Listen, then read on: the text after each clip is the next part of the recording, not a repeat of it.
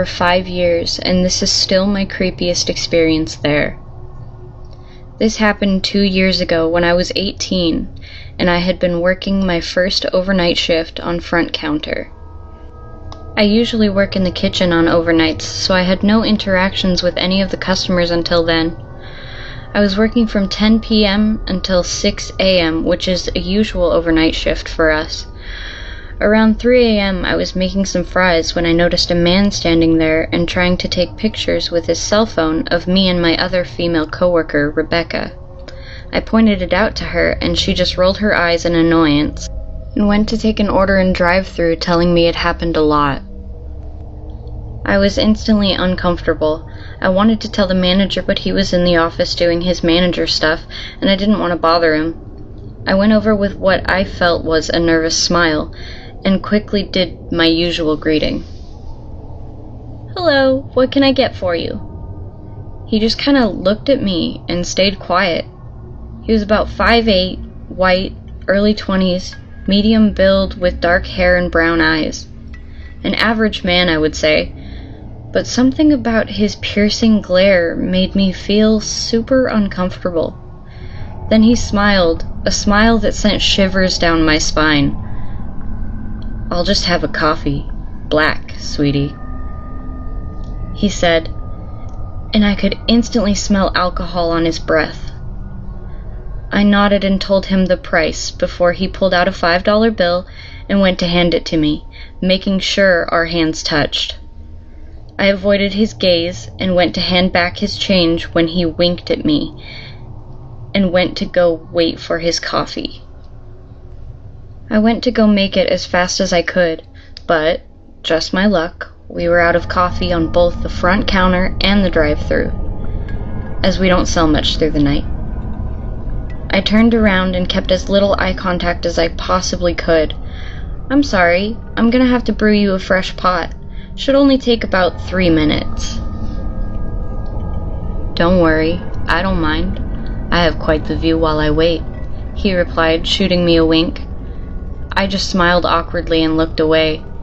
I had to make sure I didn't fall behind on my shift, so I began to set up the muffins on the display so we had them all ready for breakfast, which starts at 4 a.m. in Canada.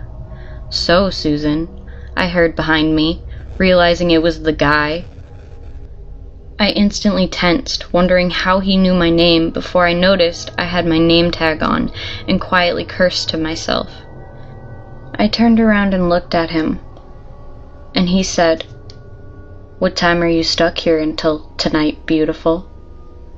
I instantly panicked, as I didn't do well in these situations. 7, I said nervously, which then the guy gave me a huge grin. "Oh, so you still have time before you're off, eh?" I nodded and noticed the coffee was done pouring, so I went over and made his coffee as he watched me with an intense stare. I handed it to him before saying, "Have a nice night," earning me another wink. He then waved and said as he turned around, "I'll see you later, Susan." I watched as he walked out the door and tried to calm myself down. He doesn't actually know when I'm off, so I'm okay, I thought to myself. 6 a.m. rolled around, and it was finally time to go.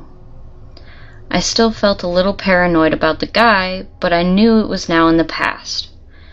My coworker Chris was going to drop me off at home as we carpooled, so we got our stuff together and left.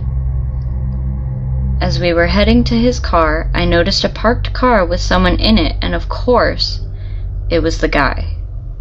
I panicked and quickly told Chris that was the guy, as I had told him what happened not long ago.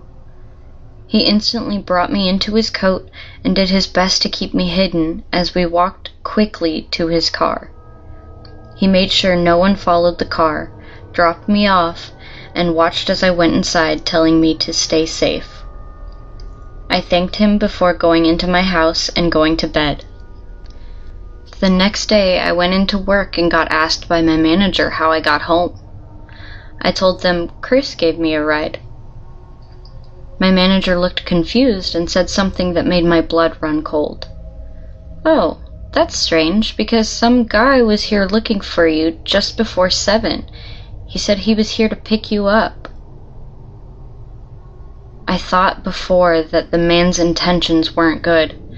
Just the way he looked at me and spoke to me, like I was prey. And this pretty much confirmed it. Since then, I have refused to work front counter overnight shift, and we no longer wear our name tags overnight.